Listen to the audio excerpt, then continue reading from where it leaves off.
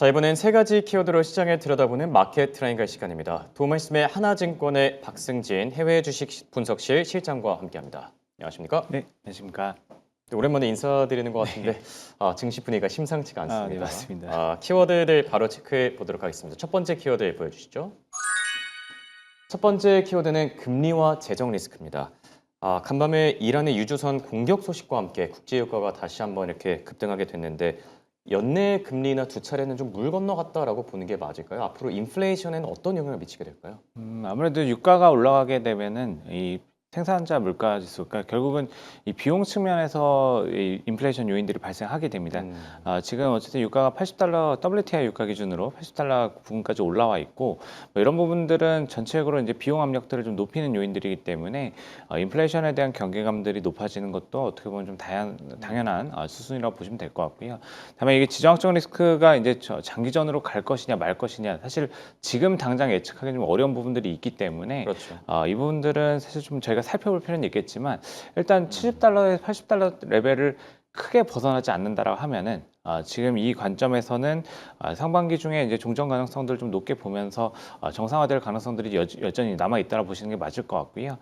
이 부분들은 사실 또 이 종전 그 기준 자체도 사실은 이 국시전들, 그러니까 계속 이제 물류에 대한 문제가 생길 수 있는, 노이즈가 생길 수 있는 부분들이 아니고 확실한 종전이 된다고 하면은 사실 이 산유국들, 그러니까 오펙 플러스 같은 경우는 이 감산이 아니고 증산에 대한 의지를 굉장히 또 강하게 그렇죠. 보이고 있기 때문에 이런 부분들에서 유가가 60달러 때까지 다시 컨트롤될 수 있는 부분들이 있다라고 보시면 될 것 같고, 이렇게 되면은 금리가 안정될 수 있는 이런 흐름들 좀 나올 수 있다라고 보시면 될 것 같습니다.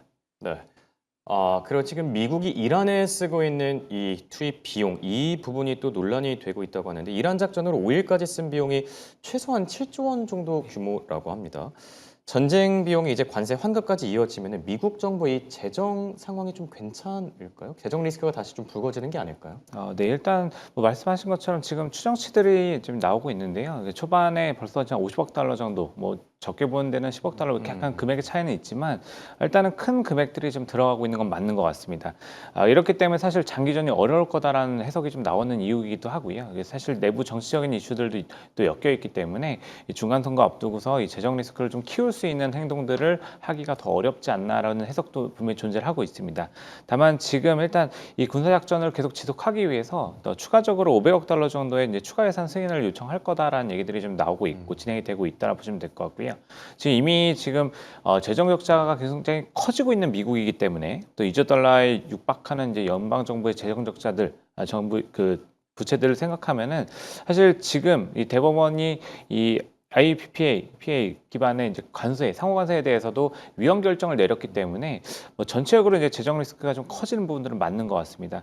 뭐 시장 추정으로는 이제 1,500억 달러에서 1,750억 달러까지 이 환급에 대한 부담감이 늘어날 수 있다는 얘기들도 좀 나오고 있고요. 이렇게 되면은 시장 관점에서는 이 재정에 대한 부분들, 그러니까 국채 발행이 늘어나서 또 부채에 대한 부담들을 더 지어야 되는 상황이 되면은 시장 금리가 당연히 올라갈 수밖에 그렇죠. 없고, 뭐 이런 부분들은 이 국채 발행에 대한 이슈들이 점점 순차적으로 금리를 올리고 금리가 올라가면서 이 자본 조달 비용을 좀 높이기 때문에 주식시장에도 아무래도 충격을 줄 수 있다. 이런 부분으로 좀 해석이 될 수 있다라고 보시면 될 것 같고, 다만 또 이게 이 관세 환급에 대해서는 또 해석이 좀 다른 부분들도 있습니다. 어떻게 다를까요? 관세가 없어지면은 이 기업들이 가격 정가가 줄어들 거기 때문에 물가가 오히려 더 안정될 수 있는 인플레이션이 요인이 좀 될 수 잡힐 수가 있다. 있다. 예, 맞습니다. 그래서 예. 사실 이게 어떻게 보면은 더 시간이 가면서 실제로 확인되는 그림들이 좀 나와야 되는 부분들이고, 이게 결과적으로는 이게 재정 적자 확대에 의해서 이제 국채가 발행이 늘어나고 이러면서 금리가 올라가는 부분들, 또 그리고 또 반대쪽에서 물가 하락을 요인들을 대면서 비용 측면에서 줄여주면서 이게 또 통화 정책에 또 푸시를 할 수 있는 이런 부분들이 또 있기 때문에 실질적으로는 이 재정 리스크가 커진 것들은 맞다. 다만 이 관점에서는 이 결국 전쟁의 어느 정도 기간에서 마무리가 될 것인가, 이게 결국 가장 좀 중요한 부분으로 보시면 될 것 같고요. 이 과정들이 길어지느냐 짧아지느냐, 사실 그저께 주가가 급락했던 이유도 사실 그 부분들, 장기전에 그렇죠. 대한 불확실성이었기 때문에 이게 사실은 저희가 지금 예측하기 어렵지만 그렇기 때문에 더 중요할 수 있는 이슈다라고 좀 해석하시면 될 것 같습니다. 그렇다면 10년물 국채 금리 같은 경우에는 간밤에 이제 4.13%까지 올라서기도 했는데 상방을 어느 정도까지 좀 열어둬야 되는 걸까요? 일단 지금 말씀하신 뭐 재정 리스크가 좀 네. 심화된다는 가정하에서요. 재정 리스크 심화에 대한 부분들 물론 이제 정도가 이제 어느 정도까지 진행될지는 저희가 더 지켜봐야 예. 되겠지만 심리적으로 봤을 때 전고점에 대한 레벨은 4.2에서 4.3 정도에서는 조금 저항선이 좀 나올 수 있기 때문에 사실 뭐 이분들은 지금 전고점에 대한 영역을 가지고 기술적으로 좀 보실 필요가 있다라고 좀 말씀드릴 수 있을 것 같고요. 뭐 이후에는 사실 사실 전쟁이 길어진다라고 하면은 아마 이 내부 리스크도 상당히 좀 커질 가능성이 높습니다. 지금 최근에 또 지상전 관련해서는 또 크루즈 쪽에 약간 대리전 양상을 또 보이는 것들도 그렇죠. 어떻게 보면 이런 정치적 판단이 들어간 부분들이기 때문에 사실 지금 관점에서는 미국 정부도 전쟁을 좀 길게 끌고 가지 않을 가능성들이 상당히 좀 높지 않나라고 좀 보시면 될 것 같습니다. 네. 첫 번째 키워드로 지정학적 리스크, 여기 또 미국의 재정 리스크까지 관련된 내용들 체크해봤고요. 두 번째 키워드로 넘어가 보겠습니다. 두 번째 키워드는 펀드런 공포입니다. 사실 처음에 이제 블루 아울 쪽에 문제가 생겼을 때, 이 정도면은 뭐 큰 문제가 되지 않지 않을까라고 생각했었는데 블랙스톤마저 문제가 생기자 이제 사람들이 이게 그 바퀴벌레 옷장 안에 있는 바퀴벌레처럼 한 마리가 아니라 정말 여러 마리일 수도 있다. 이게 생각보다 빙산의 일각이 아닐 수도 있다. 이런 얘기들이 나오고 있는 것 같아요. 사무대출 리스크의 가장 큰 우려 요인들 어느 쪽에 있다고 보십니까? 뭐 이것도 사실 결과적으로 보면은 이제 AI랑 다 엮여 있는 부분들이고요. 사무대출에 대한 시장이 지금 커지면서 가장 이제 이 성장을 또 이끌었던 수요처들이 결국은 AI 관련 기업들이었었습니다. 그렇죠. 예. 이 AI 기업들 같은 경우 사실 그 동안은 또 이제 빅테크 중심으로 해서는 사실 이제 현금 보유량이 워낙에 많았기 때문에 이 투자를 이 자체적인 현금으로서 또 소진할 수 있는 부분들이 있었는데 뭐 다들 잘 아시는 것처럼 이 하이퍼스케일러 중심으로 이 투자 규모들이 굉장히 커지고 있는 상황이고 이거는 비단 이 빅테크 쪽에만 국한된 얘기는 아닌 것 같습니다. 이 데이터 센터 기업들도 굉장히 또 투자를 공격적으로 해야 되는 상황들이 펼쳐지면서 이 부채를 계속 끌어쓰고 있는 이런 상황들이 되고 있고 뭐 그러다 보니까 이제 사무대출 시장에서 굉장히 또 활성화가 됐던 부분들인데 이제 최근에 이 자금 조달에 대한 불안감들이 좀 커지다 보니까 어떻게 보면은 이 투자자들 관점에서는 이 하위 기업들 같은 경우는 사실 올해 또 뭐 대형 IPO들도 많고 하기 때문에 유동성에 대한 불안감들이 조금씩 형성이 되고 있다. 이렇게 좀 보셔도 될 것 같고요. 이런 관점들이 또 시장의 투자 심리를 한 번씩 자극하다 보니까 이게 결과적으로는 좀 최근에 또 특히 이제 소프트웨어 기업들에 또 많이 또 이제 집중되어 있는 사무대출 시장에서 자금이 좀 빠져나오는 좀 많이 빠르게 좀 이제 이탈하려는 이런 움직임들이 나오고 있다고 보시면 될 것 같고 지금 이게 데이터 센터 기업들이나 뭐 전력망 관련 기업들 좀 약간 작은 기업들 같은 경우는 또 이게 자금을 사무대출 시장에서 끌고 온 기업들끼리 이 비즈니스 모델들이 다 엮여 있는 그림들이 있습니다. 그렇기 때문에 이게 금융위기 때 보면은 한번 이제 파생 상품이나 이게 확실하게 드러나지 않은 부분에서 하나씩 무너지면서 연쇄적으로 좀 문제가 생겼던 부분들이 있다 보니까 이 관점에서 약간 트라우마에 대한 부분들이 또 있기 때문에 이런 관점에서 조금 이제 불확실성에 대한 경계감들, 우려감들이 자금 회수로 나타나고 있다. 이렇게 좀 보시면 될 것 같습니다. 네. 그럼 방금 전에 속보가 들어와서 속보 내용 먼저 공유해 드립니다. 월스트리트 저널의 보도 내용입니다. 미국이 중국의 미국산 원유 구매 요구를 할 예정이다. 다시 한번 전해드리면 미국이 중국에게 미국산 원유를 구매할 것을 요구할 예정이다라는 속보 나온 점 먼저 참고하시기 바라고요. 자, 그리고 이 브로드컴에 대한 얘기도 좀 나눠보면 좋을 듯합니다. 브로드컴이 역대급 실적에도 불구하고 이제 증시 상황이 워낙 어두우다 보니까 주가가 그렇게 조명을 받지 못한 느낌도 있는 것 같아요. 브로드컴의 실적은 어떻게 보셨을까요? 브로드컴 같은 경우는 사실 굉장히 또 긍정적인 그림들을 좀 많이 보여줬다라고 보셔도 될 것 같고요.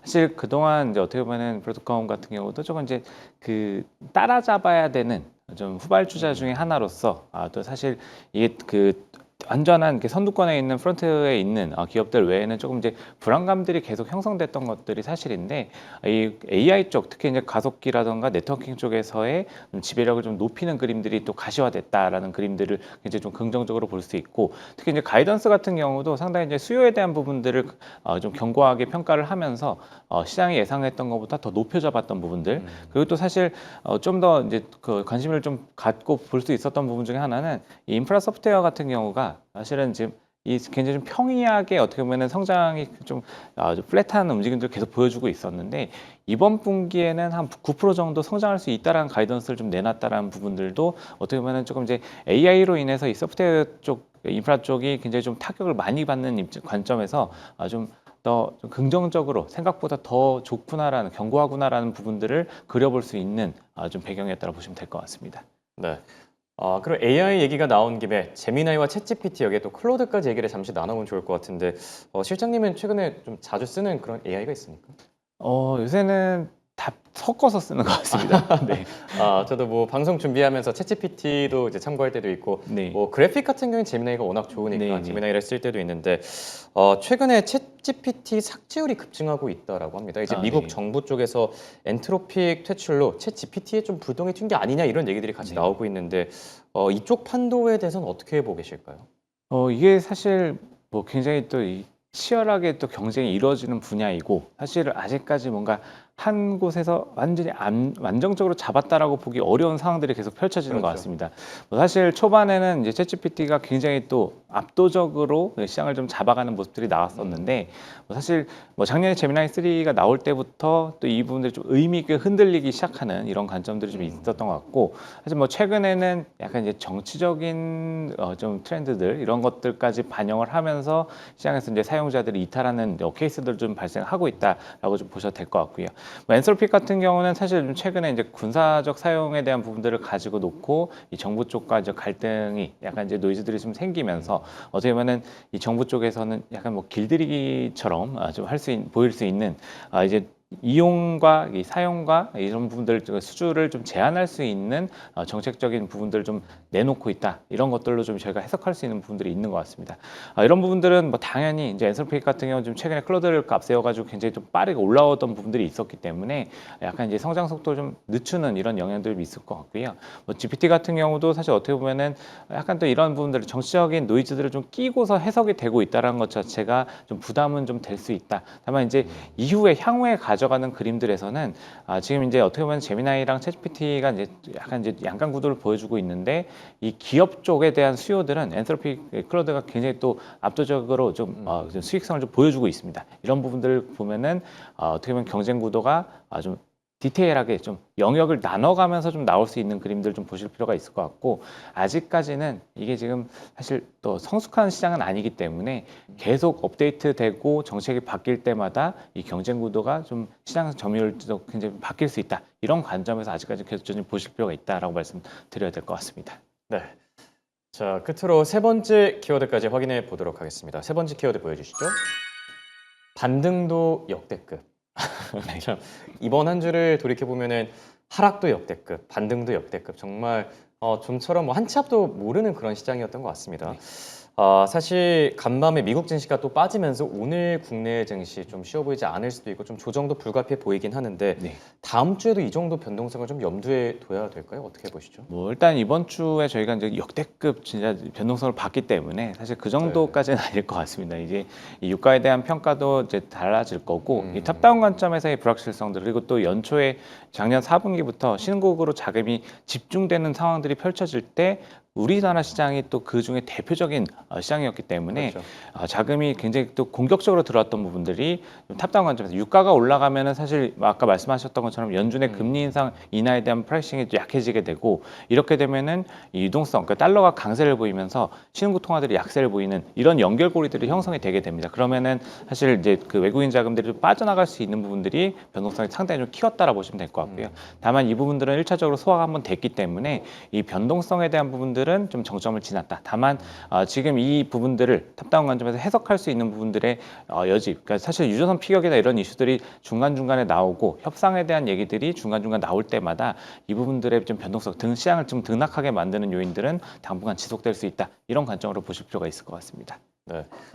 그리고 개인 투자자분들 가운데 이런 분들이 많은 것 같아요. 상황이 이제 뭐 시장이 너무 빨리 움직이다 보니까 언제 따라가야 될지 모르겠다. 빠지거나 뭐 들어가거나 이렇게 하기가 너무 힘들다. 타이밍을 잡기가 네. 어렵다라고 얘기를 많이 하던데 이런 때는 어떻게 투자를 하는 게 좋을까요?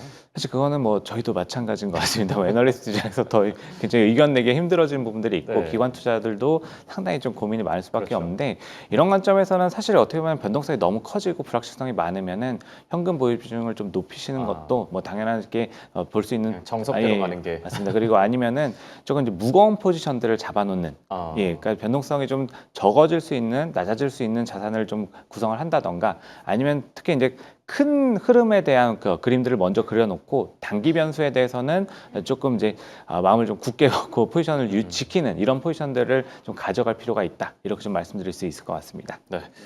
끝으로 혼란한 시장 속에서 ETF 투자 전략은 어떻게 잡는 게 좋을까요? 좀 저희가 이제 방금 말씀드린 관점에서 보면은 사실 이제 실적 모멘텀들이 집중되어 있는 구간들은 분명히 뚜렷합니다. 그래서 이 탑다운 관점에서 흔들리는 부분들은 있지만 뭐 반도체부터 뭐 삼성전자 하이닉스가 되겠죠. 이 반도체부터 시작해서 저희가 이제 실적 모멘텀들을 견고한 뭐 방산이라던가 그리고 또 조선업종 이런 부분들에 대해서는 금융 쪽까지 실적 모멘텀들이 확실하게 좀 나오고 있기 때문에 좀 더 집중된 포트폴리오를 가져가시는 게 어떻게 보면은 좀 더 좋은 선택지가 될 수 있다. 이렇게 말씀드릴 수 있을 것 같습니다. 네. 지금까지 도말씀의 하나증권의 박승진 실장과 함께했습니다. 대단히 고맙습니다. 감사합니다.